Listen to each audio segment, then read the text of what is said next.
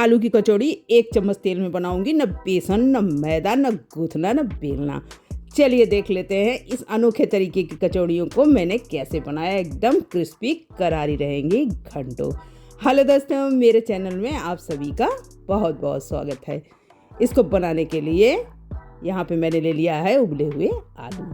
आप अपने घर के हिसाब से या जितनी कचौड़ी बनाना चाहती हैं उतने आलू ले लें। यहाँ पे मैंने 2 से 3 उबले आलू ले लिया। कटी हुई धनिया डाल दिया। इसमें डाल देंगे 1 चम्मच नमक, आधा चम्मच लाल मिर्ची पाउडर, 1 चम्मच हल्दी और 1 चम्मच चाट मसाला, साथ ही 1/4 चम्मच अजवाइन डाल दिया है। ये चाट मसाला एकदम चटपटा स्वाद देगा, इसलिए इसको ज़रूर डालें। इसका मेन पार्ट जो है ये है पोहा। इसे अच्छे से पहले साफ़ कर लिया, फिर अच्छे से धोएंगे। ये स्टेप ध्यान से देखें। इसे अच्छे से धोना है, धो के इसका पानी सारा निकाल देना है।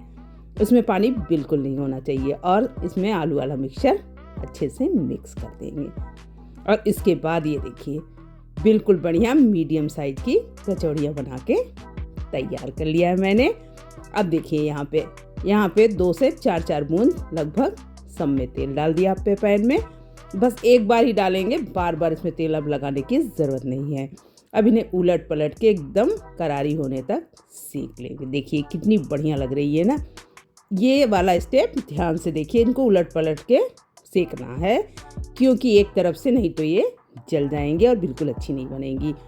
ये देखिए तोड़ करके कितनी बढ़िया लग रही है ना। अगर मेरी वीडियो पसंद आए तो आपको स्क्रीन में और भी वीडियो आ रहे हैं, उन्हें क्लिक करके ज़रूर देखें। थैंक यू दोस्तों।